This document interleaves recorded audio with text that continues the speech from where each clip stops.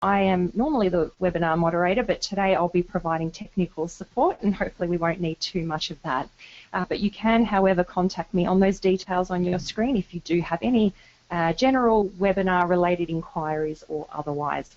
So today's session will be up to 60 minutes. It will depend on whether we have an active audience today. So if you've got questions or comments or feedback, please don't be shy. Type those into the questions box and get those through to us.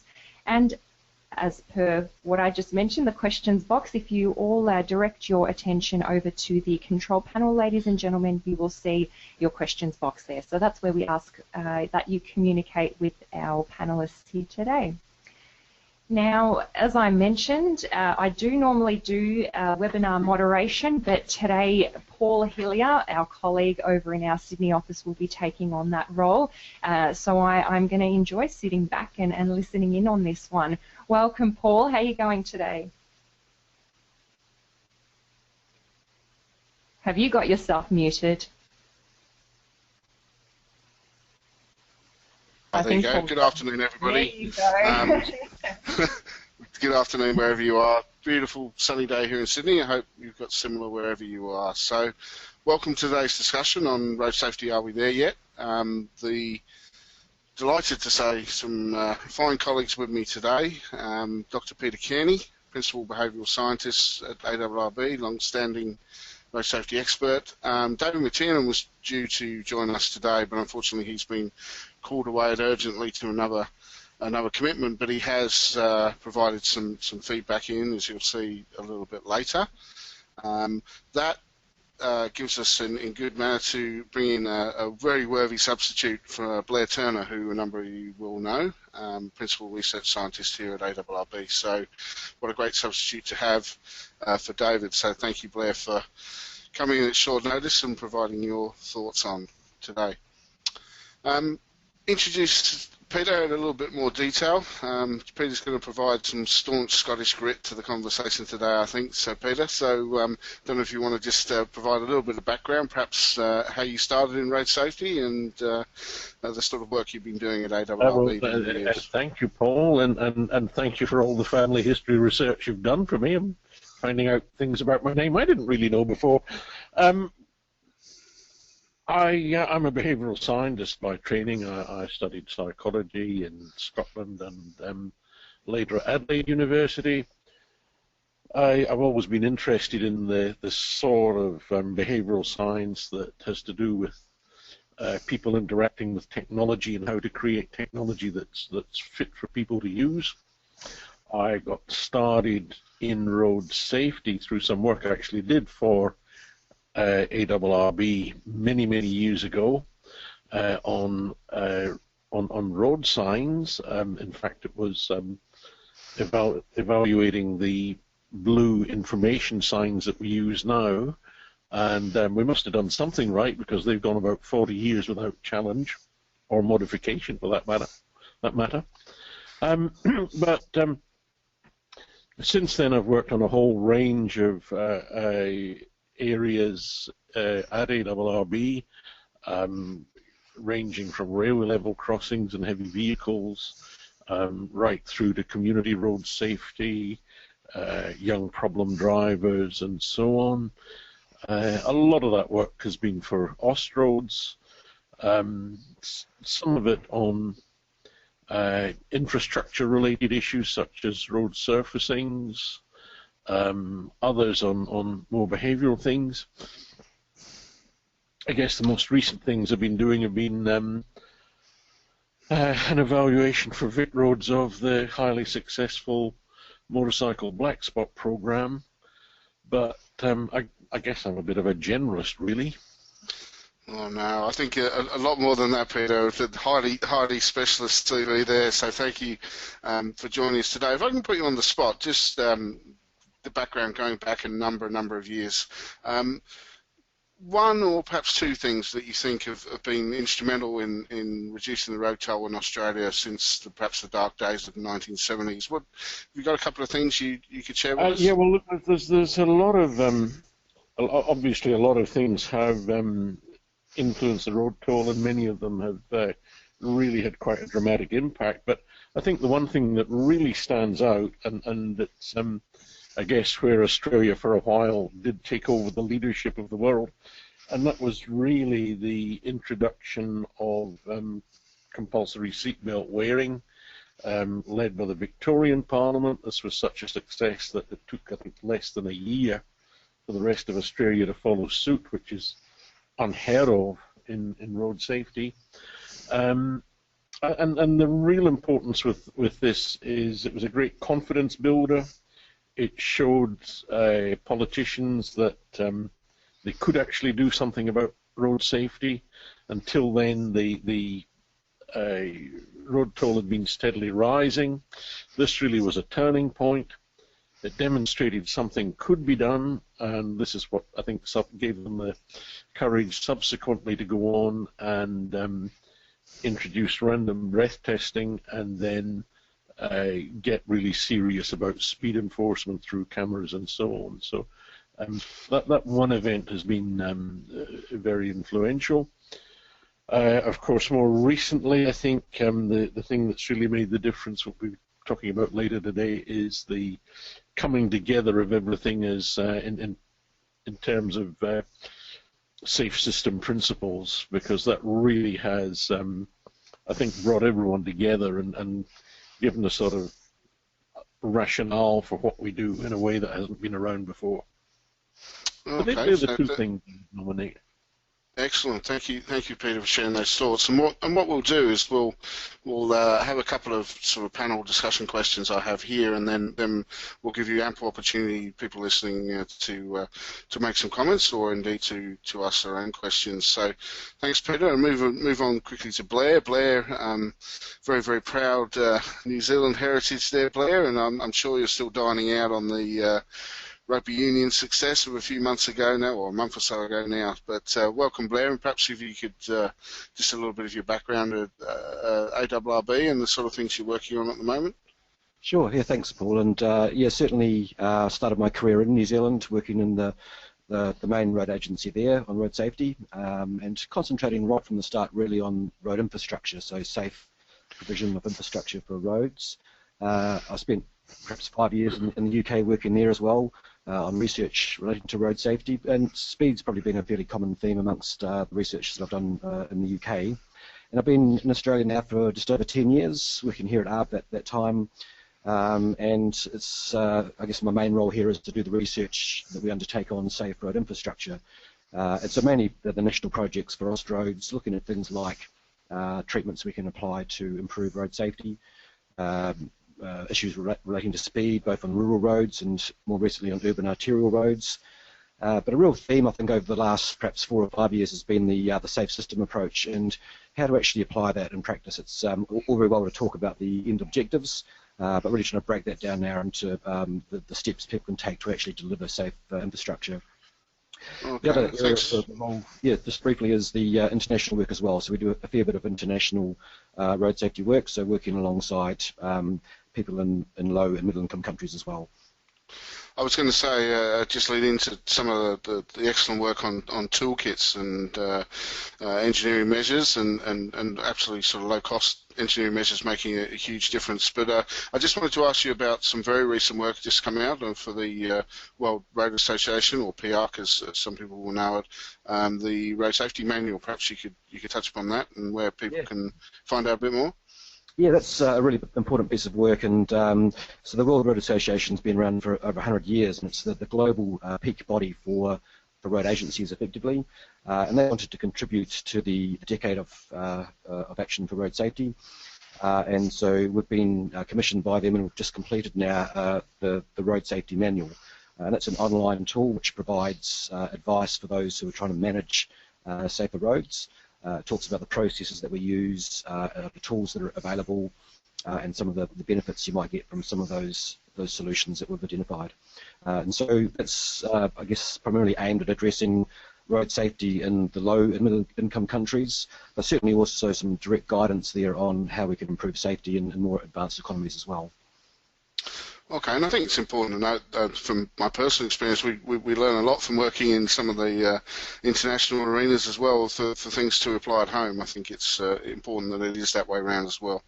But let's move on to just a little bit of background. I guess when we're asking the question, are we there yet, we need to know sort of kind of where we're coming from and what our baselines are. So I'm just going to just sort of whiz through a couple of slides just to set the scene and the context. Often a little bit heartbreaking, a family figure that we see, but don't always get the gravitas it deserves. 1.25 million people killed in road traffic accidents around the world each and every year, which I find is a staggering number. You break that down, 3,500 people each and every day. And as we know, we work on our risk pyramids and we have our fatalities at the top and working down through serious injuries and injury crashes down to our near misses, so a number of other things going on. And increasingly these days looking at the economic impact of crashes, and certainly in our lower middle income countries, we're certainly talking around between 2 and 3% of their gross domestic product, the cost of fatal crashes. So highly significant in terms of the development of that particular country. Not least the grief and things which happen and the personal stories behind these crashes are highly significant, as I'm sure you're aware. But touching, yep, we're looking at some typical death rates there, and certainly seeing a factor of 2 or 3 times going into low-income countries, and that's something that we need to obviously be very aware of.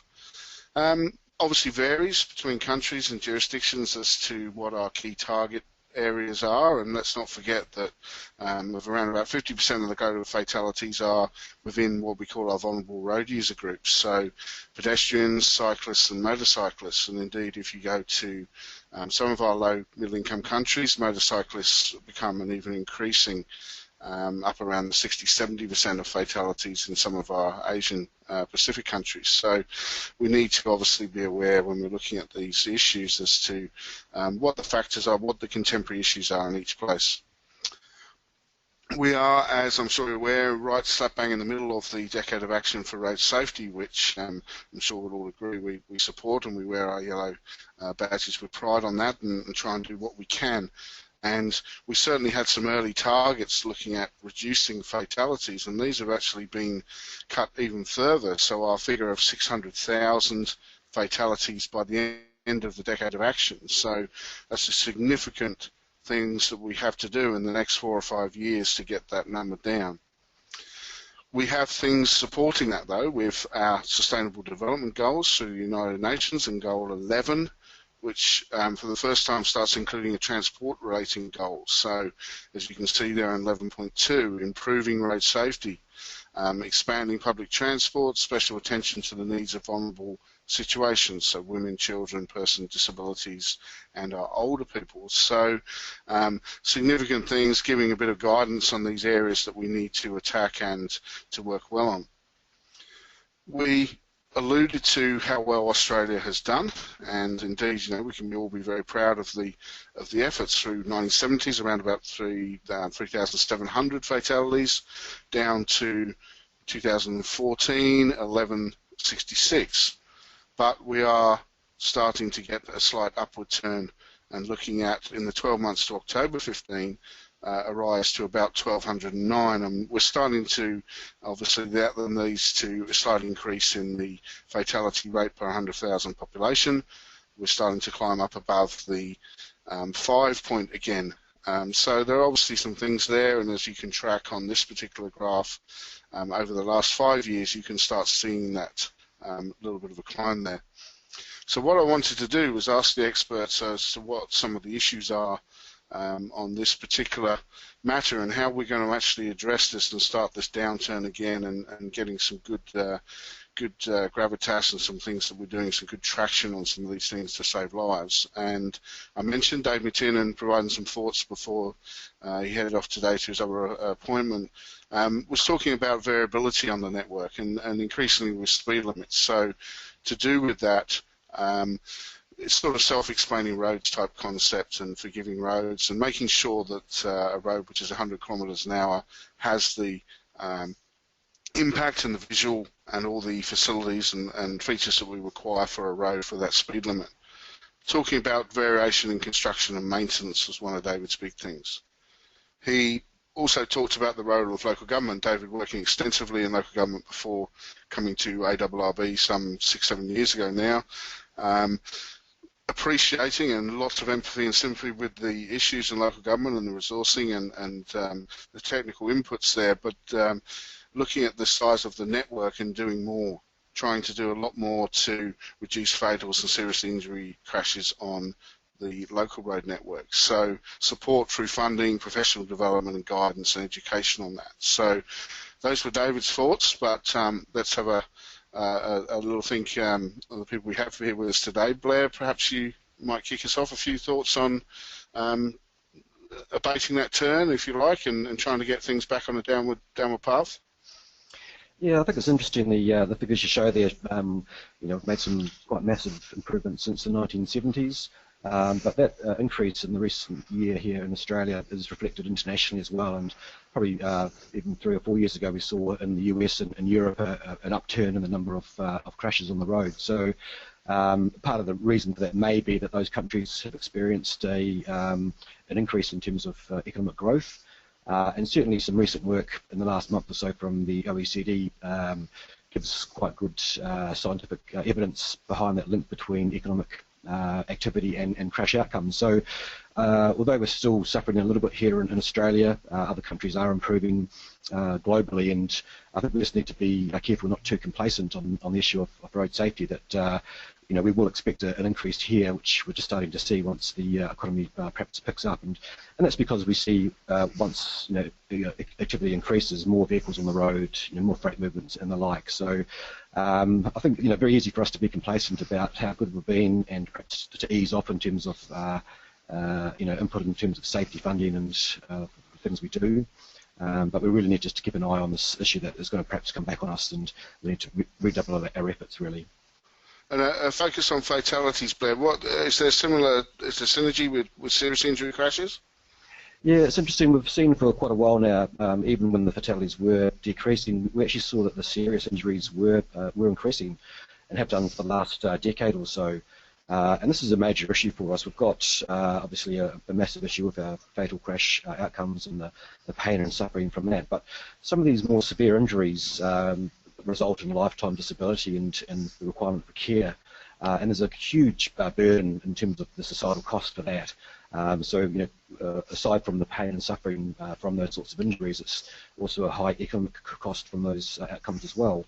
And we've seen quite a large increase in the numbers of serious injuries in Australia in the last decade or so. And we're still trying to figure out why this change is happening. There may be that some of these fatal crashes are serious. That's only a small part of that increase. The increase in serious is far greater than the reduction in the fatals. It may be because our reporting is getting better. We might have a better understanding of the problem and report more. But also there's work around what sort of user groups are actually showing an increase, and things like motorcycling increasing adds to that serious injury problem type. So yeah, certainly a key issue for us is perhaps to think less about the fatal outcomes and think more about the fatal and serious injury outcomes when we start to track our performance and set our targets. Okay, Blair, thanks for that. Peter, have you got anything to add on that before we turn on to ask a few if there's some audience questions? Have you got any thoughts on how we make that turn? Well, I'd certainly agree with everything that's been said so far, but I think there's a lot that we need to really understand about what's happening with the road system. I mean, for example, we're getting an increase in road freight all the time. It's growing at an enormous rate. There are various other pressures throughout the system. So it's difficult to know what we can get in terms of an immediate fix.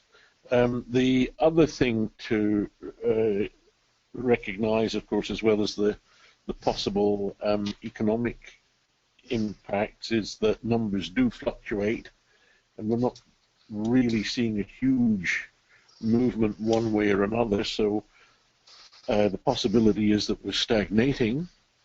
I think the real issue is going to come when Australia perhaps hits hard economic times, and numbers, following Blair's argument, numbers start going down, We've got to be, I think, got to be very careful not to attribute that to what we're doing in road safety, rather than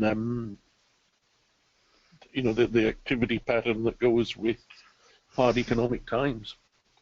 Okay, and better data and different definitions of injury and serious injury. Do we have an issue with that, perhaps? We certainly do. Part of the problem is that at the moment we've just got a very crude definition of what constitutes a serious injury. If we're really to understand what the benefits of the various sorts of road safety engineering treatments are, then we really need to get a much better measure of the extent of injuries, and most importantly, be able to link that to the actual events in the road system. At the moment, we've got the issue that the road injury data and the medical hospital data are totally disconnected, apart from one or two pioneering studies. So we've really got two very rich information sources that could yield a whole lot of benefit for societies, a whole lot of benefit to society, but we just haven't managed to get to the stage where we've linked them together yet, although things are moving in that direction. Okay, well, thanks to those thoughts, gentlemen. I think it's probably about time we threw things open. Oh, sorry, Peter, you had some data on the cost of road crashes as well before we do that. Oh, yeah, well, not so much as that. I mean, I think one thing I think we've got to get into perspective is that it's arguable that road crashes are no longer the biggest health problem that the road system poses to the community. For example, if you look at the graph in front of you, you see that the combined cost of diabetes and heart disease, two of the major lifestyle diseases of modern times, greatly outweigh the cost of road crashes. What you may ask, what's this got to do with road safety? Well, one of the problems with these two conditions is that one of the major contributors is that most people simply don't get enough exercise. And the sort of transport system we have now, with its very high levels of car dependence, means that it's very difficult for it's very difficult for a lot of people to find time to do things like a walk or cycle to go places. So if we're really to work at improving, if we're really to get the maximum benefit out of the transport system, we really need to try and design it so that there's much more opportunity and much more opportunity for active transport, like walking and cycling. And if we're going to have this sort of active transport, then we've got to plan so that people can undertake these activities safely. At the moment, cycling and walking on a per kilometre basis do have higher fatality risks than driving, but not greatly so, and certainly not enough to compensate for the ill effects of lack of activity. So a lot of rethinking to go on there. Fortunately, we're at a stage where our cities are reconfiguring themselves with a lot more urban density. Things like public transport presumably are going to become a lot more viable. I think congestion is probably going to drive a lot of changes in the way people get around, but all this will go much better if we try to plan for it. Okay, some very sage words there. Let's throw it open. Angela, how are we going? Are people responding with a few comments or some questions? What do we have? Yes, we do. We've got a question here from Prasanna, so I'll read that out to you. So David McTiernan mentioned that there is a greater need for local government involvement. A problem I've experienced in this domain is a local government road safety officers lack guidance into best practice methodologies.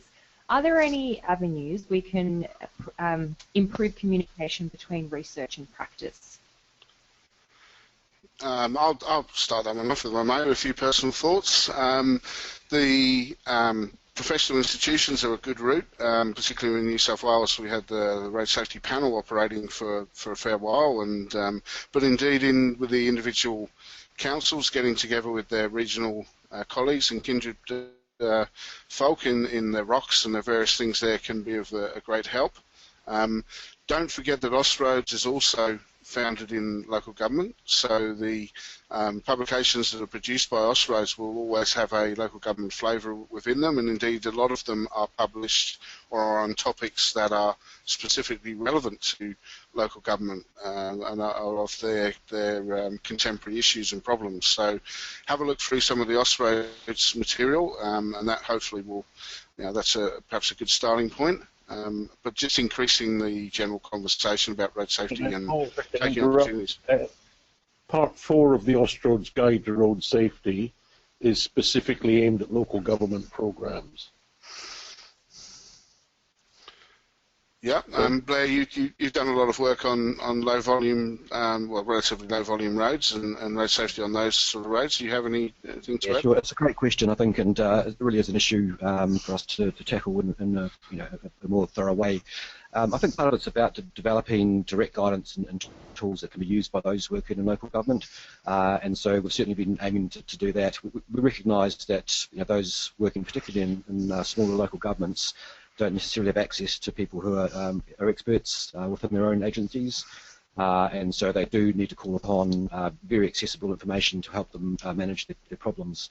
And so we've developed tools, websites which summarise the mountain of research around to give direct advice on the solutions that might be available, and the basic information on costs and where to apply these things. So things like the Road Safety Engineering Toolkit, if you Google that from Austroads, was designed exactly for that purpose. The other issue is that our processes for state roads are very similar to the processes that should be applied for local roads. If we're trying to improve safety, we need to take a risk assessment-based approach. Now, on local roads, we don't get the clusters of crashes occurring; they're more scattered. But I wouldn't say they're random. We know the causes of these crashes and the road types where they will appear, and so we're moving more towards more proactive approaches, particularly with low-volume roads in mind, with local governments in mind, and methods to assess the risk on the network, regardless of whether a crash has happened there or not. And I think these are the sorts of tools that those in local government need to keep an eye out for and tap into, because it will enable them to target to those highest risk locations with the limited resources available. So, I think there's again need for perhaps summarising some of this information and making it more accessible for those working in these areas.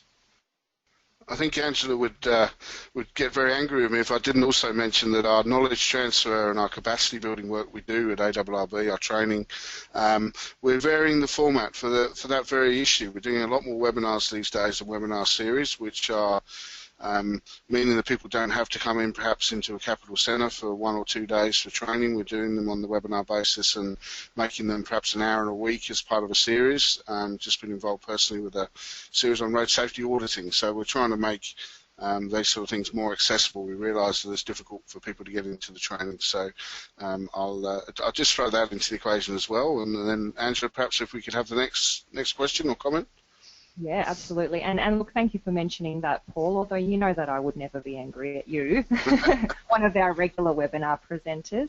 And look, just on that note, if any of our audience members do have ideas for topics and material that we should be covering within our knowledge transfer activities, please do let us know. We base a lot of what we deliver on the feedback we get from our community, so touch base anytime.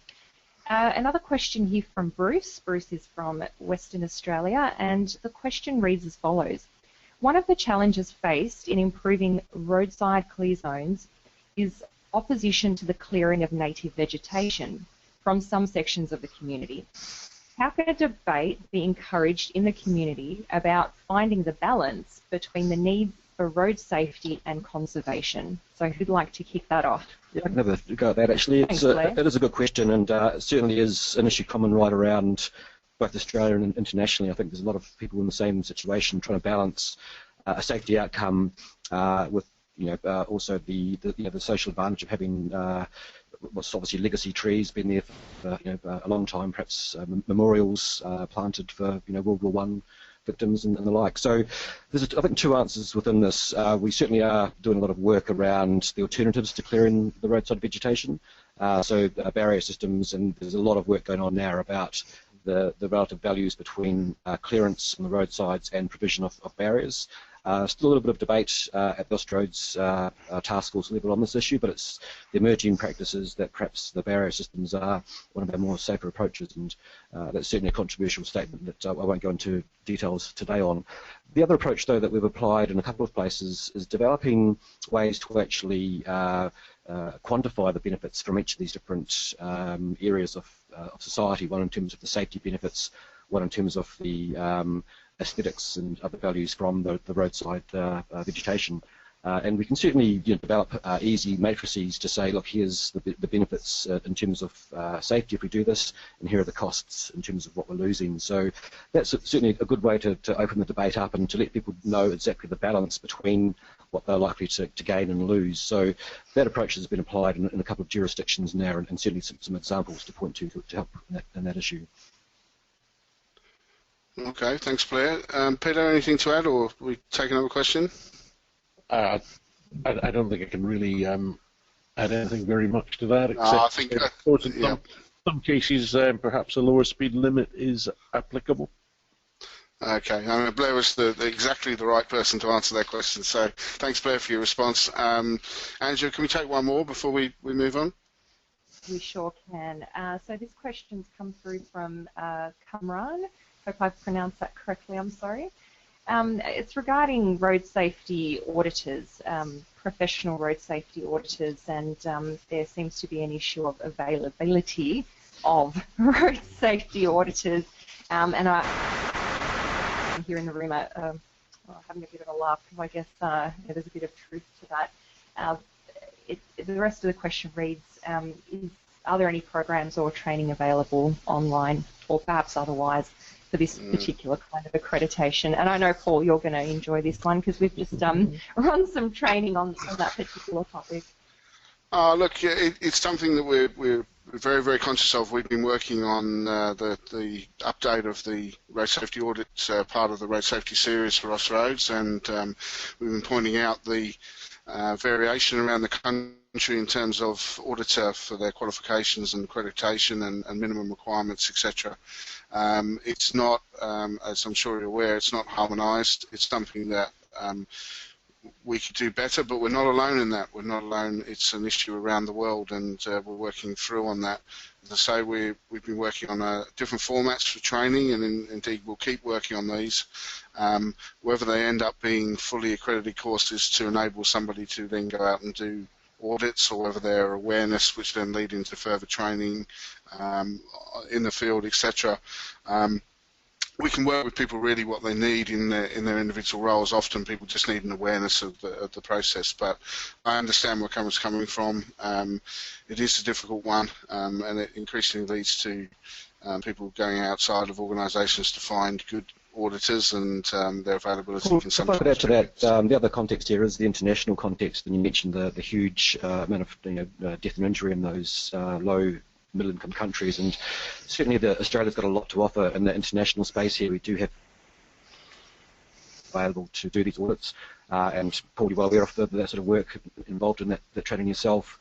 What I think we need to move towards longer term is actually capacity building these countries as well, so trainer programs where we can actually not only just turn up on the day and then leave, expect people to maintain that knowledge and learning, but actually just a bit more hand-holding longer term to make sure they've got the ability to apply that training and to learn from that new experience, and then for them to become the trainers longer term. And that's a more sustainable sort of approach for us, which we're trying to apply internationally. Yeah, absolutely, and we're asked the question often as from auditors who are, just finding their feet, doing how do I get the experience without having the experience? It's that the age-old loop and we're encouraged, people to try and get in any way that they can to try and get that experience and work towards becoming sort of team leaders and audits. But for then those people to not forget how they've got to where they've got, and provide opportunities and look around and actively support people coming up through the ranks to make the opportunities for them to gain experience. Absolutely. All right. Okay. I might just say a big thank you to Prasanna, Bruce, and Kamran for their questions. And please don't be shy, ladies and gentlemen. You can send those through at any stage, and I'll make sure to send them through to our panelists at the next break. Thank you. Okay, well, we just wanted to touch upon the SAFE system, as obviously it's a huge part of what we're doing these days, and we've moved on from the ease of road safety to the SAFE system and the principles that we applied, so the tolerances of human injury, and then also the elements of people making mistakes on the road and accepting that, and looking after people with that regard. And as you can see on the left-hand side of the slide is a fairly modern appreciation of the SAFE system, the diagram there, but one of the things we'll talk about in a moment is how that's evolved as well. Safer roads and roadsides we see as obviously the work that we do is a very, very important part, but let's not forget the other elements, the safer speeds, the safer vehicles and safer people, and indeed one which often doesn't get the mention that it should in the post-incident care, to make sure that we complete the skill sets that we have and various things that we can do to save lives on our roads. So it's about preventing crashes, but it's also about making crashes more survivable. We mustn't forget that, overall we're looking to reduce these number of crashes down, and then making sure that we can reduce these fatalities. And the picture you're seeing there, somebody walking away from an incident which, due to some nice safety measures in the vehicles and improvements in the roads and perhaps a bit of speed management, they're actually now walking away from that rather than an injury or an error perhaps costing their lives. Speed, as we mentioned, very, very powerful part of our tool. Quite contentious, obviously, as I'm sure people are aware, in terms of speed zoning and reducing speeds, but getting these appropriate speeds are going to be useful to us. We all know why, because of the survivability displayed in one form here, but also we've seen the survivability curves I'm sure various people have seen. So we have a few challenges for that SAFE system. It's a nice concept. It's a nice thing for us to have available to us to spread our word and our message, but there are some challenges, and I'll throw it over to Peter first, and Peter can perhaps give us his thoughts on the SAFE system approach and where things are going with that.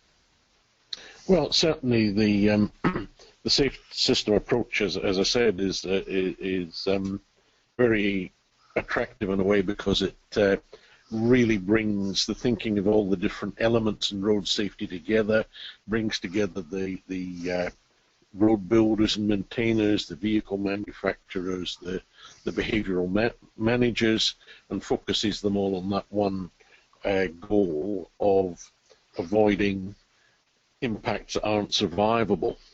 But that has got a number of problems with it, I think.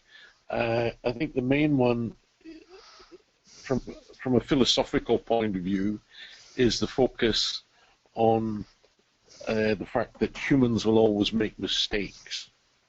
And this, I think, can lead to some unfortunate thinking. It's true that people will always make mistakes, but one of the critical things is how many mistakes do people make, how often do they make them. And although people always will make mistakes, there's probably a lot we can do to help them avoid make these mistakes in the first place. And of course, the safest system we can imagine is one in which a collision never occurred, so that we never had to worry about impact forces. So my view is that we should perhaps be thinking about rejigging SAFE system along the lines on the slide there. The first priority should be to help road users avoid making mistakes, but we've got to recognize we're not always going to succeed at that. So the second thing we should be doing is we should be providing people the opportunity to recover from the mistakes, but again, we must recognize that we're not always going to succeed at that. So the last thing we must do is to ensure that the road infrastructure and roadsides are sufficiently forgiving to avoid a death and injury. I think the way safe systems have been promoted, all the emphasis has been on that last point, and people have forgotten about the first two, even although these first two are really incredibly important, and the way that in which a lot of road safety has proceeded and indeed had a lot of success in the past. So that's the one thing I think we perhaps really need, one area where we really need to pause and rebalance our thinking a bit. Is that I'm looking at that and I'm thinking a little bit Haddon matrix there, Peter. Would that be fair? There's the sort of pre-stage and then the incident stage and post incident forgiving. Would that? Yeah, I suppose you can think of it like that. The first two are really pre-crash events. The third one is the in-crash event. It's a different way of looking at things. It's certainly not in conflict with safe system. I'd agree. Just to add to that, Paul, that yeah, certainly we've had safe systems now in Australia for a decade, and I think one of the great things about that was we did have a bit of a pendulum swing to understanding that we can't just blame the driver for the error and leave it at that. There's certainly things as road managers we can do to improve safety, and that really I guess it helped us focus on the severity issue and the crash outcomes, putting in place safe infrastructure and addressing the fatal and serious crashes through that mechanism. But I think I agree 100% with what Peter's saying here. There's also the other mechanisms of risk. Any crash has got the elements of exposure, number of vehicles or vulnerable road users, for instance. It's got a likelihood and it's got a severity outcome, and I think a full systems approach looks at each of those three elements of the crash, and where it can, it tries to address the risk there. And if any of those is zero, if there's zero likelihood of having the crash, then there's zero chance of a fatal and serious outcome. So I do agree this is a good way to perhaps capture our thinking and the approach going forward. I also I like Peter's first comment about the multi-agency approach. I think it has brought people closer together. It's brought that discussion between people in the asset management field and safety, which before, dare I say it, we might have had the word silo mentality in our minds sometimes, and if nothing else, it's certainly brought a number of different sections and road agencies together and working together a bit more. One of the other things, Peter, I was conscious I showed a fairly recent diagram of the safe system, but one of the original ones here, and this is going back a number of years, I accept that, but the figure there from the original Austroads documents looking at that, and one of the things which is, I guess, is a little bit of a hobby horse of mine, but the alert and compliant road user element of the safe system as it was has seemed to have just disappeared out of the equation a little bit towards this mistake. So I guess it's backing up a little bit of what you previously said. But any additional sort of thoughts on that, alert and compliant? Well, I mean, that's what we'd ideally like. Although I must admit, in that diagram, it does look like a bit of an afterthought. But of course, all we can really do is encourage there. Even people themselves don't have a lot of control over a lot of alertness. Sometimes compliant, we can certainly encourage people to stay within the rules, but that again gets very hard. So all of which is pointing us in the direction, perhaps of increased reliance on technology to ensure that road users or that vehicle controllers at least are alert and compliant if we're still going to have people in charge of motor vehicles. Yeah, I think I was alluding to. I hope you gentlemen remember going back to an ARB conference back in Perth a few years ago now, where we had a visitor from Scandinavia who was talking about Obviously, you know, the Vision Zero and the aspirational targets of that, but also projected long term and said, look, 10, 15 years time, whatever it may be, there was still going to be a small number of their drivers not wearing a seatbelt, deciding to drink and drive, etc. So they were under no illusions then that it was a long-term, you know, a visionary long-term issue. And to me, that sort of hit home that there were still people they were expecting not to wear seatbelts, albeit a very, very small number. Oh, well, look, I think that's true. I mean, unfortunately, no matter which area of human well-being you look at, there's always, you know, that there always seems to be a minority that either don't believe the message or don't care, or indeed want to use the motor vehicle for, I won't say destructive purposes, but I think a lot of people have got to the stage where they really don't care about these things, and it's very hard to deal with that. Okay. Blair, I'd be interested in your thoughts. David mentioned a little bit earlier about some speed limit issues. I don't know if you could sort of pick up on that for us, just through the slide, and then go on to your personal thoughts. Yeah, sure. So, you know, I think speed limits is one of the major issues facing anyone involved in road safety. There's the issue about getting people from A to B quickly and safely.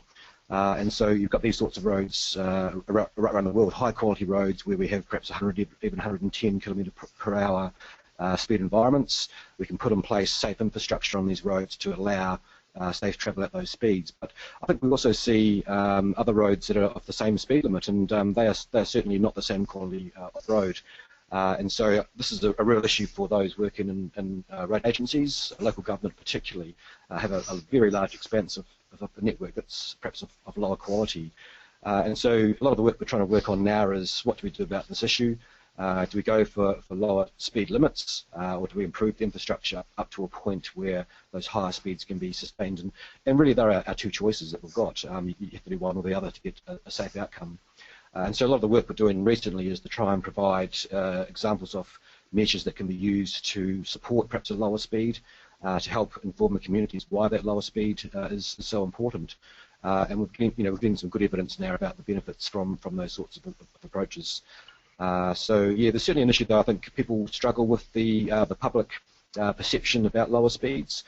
Some of our recent work though shows that when you go to that local level and talk to the local residents, there actually is quite often quite strong support for a lower speed, and you know, they'll be aware of the crash outcomes outside their house, on a lower quality road. And we've done surveys in the last few years on this sort of issue, and found in one case here in Victoria for a local government that the support was about 80% support for lowering speed limits on a low quality network.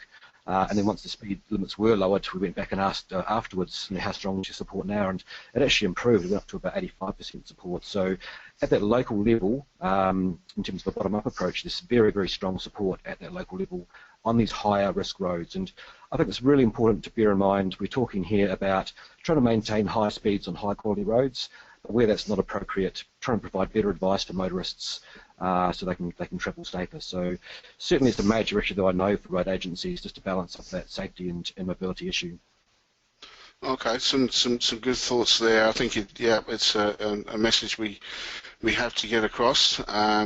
We do our best with it at the moment with our hierarchies of our roads and various things, and people have their road hierarchies in place and work with those, if not on the safety areas, but also on the maintenance of the things and the asset management. So they're a key point of reference for us as we go about our work. Thanks for those thoughts on safe systems, gentlemen. Let's see if we've got any further questions. Angela, have we got anything come through? Yeah, we sure do. So we have a question here from Penelope, and it relates to road safety and children.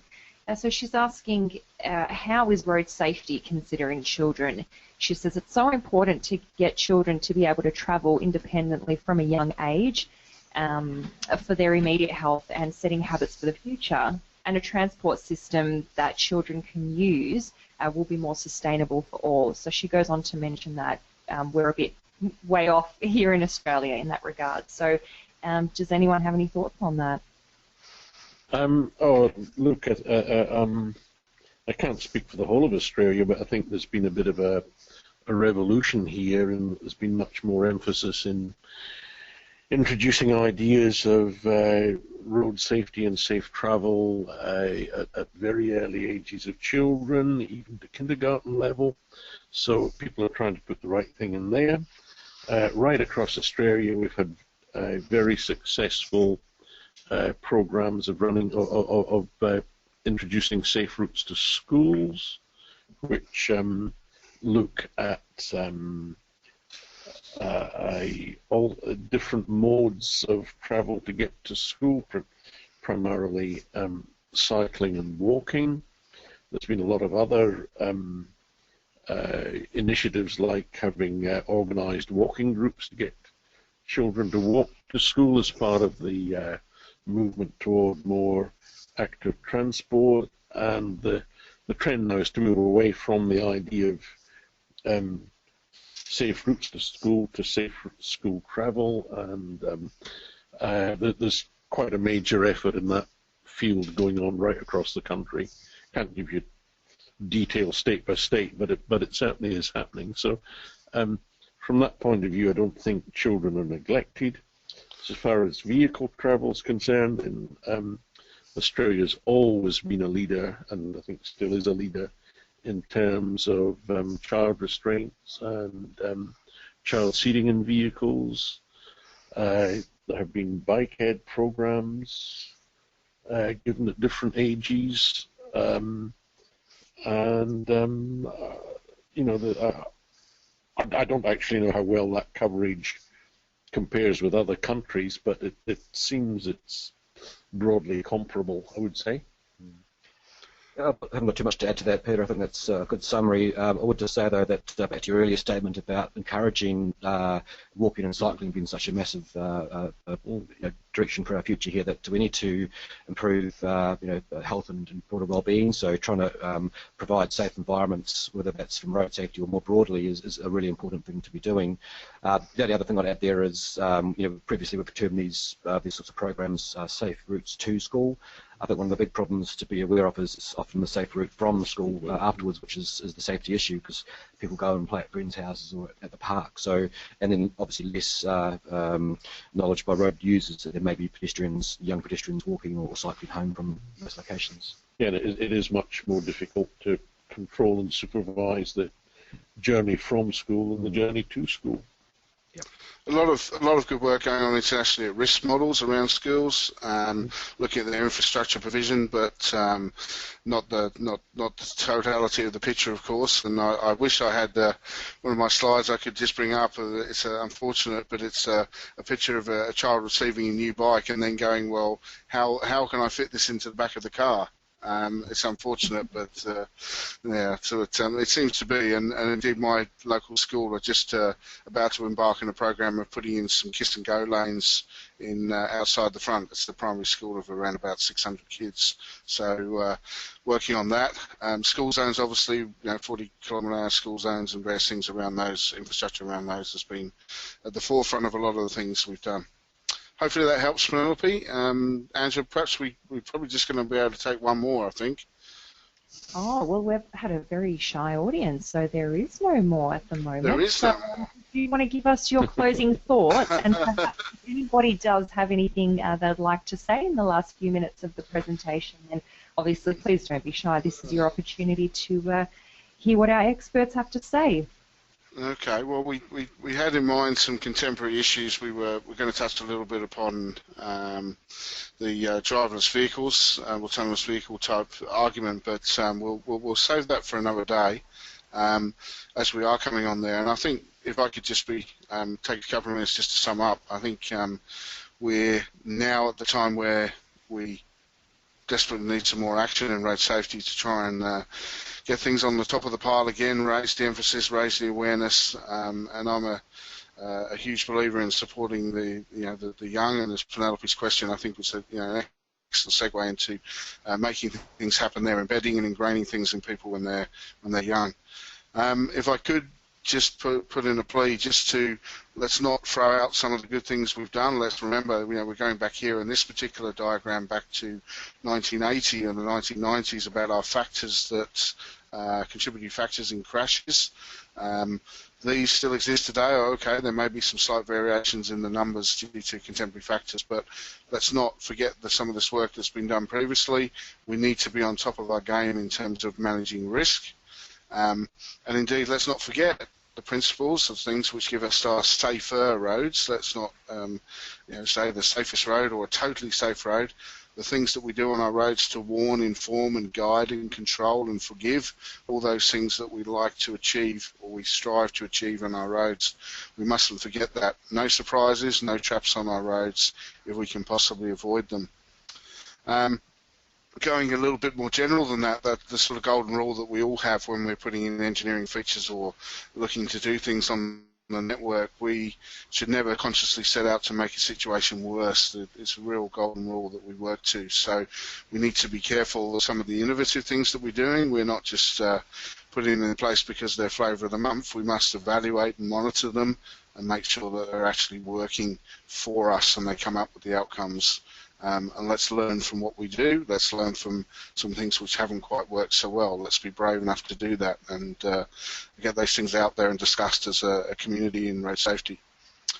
Some of the key principles, just because something's expensive doesn't necessarily mean it's going to give us success, and I'm sure Blair will be nodding there hopefully, and a lot of the low-cost engineering measures that we've seen, not just from within Australia and New Zealand but around the world, can be highly successful in bringing down certain types of crashes, fatal crashes, serious injury crashes. So it doesn't necessarily have to be all about money. A big bugbear of mine is if we provide something, please can we maintain it? Indication there in a picture on the right there from China where they put in some speed humps around the school to slow the traffic down, and over time these have become dysfunctional and they might as well not be there now. So we need to make sure that we're supporting these things that we do as we go along. I'd urge to keep it simple. I think that's the way that we communicate our message best. We need to think about who we're selling our message to and who the next person we're talking to about these various things. And often that's our way that we're going to work through these problems and these solutions together. So I can urge that. But going back to the children, I think whichever part of the world you're in China here or in Vietnam here, there are the issues. 1.25 million people killed on our roads around the world every single year. Are we there yet? Well, we're certainly not. Have we had some successes? Of course we have, but we need to redouble our efforts and find the energy to keep kicking on with what we're doing.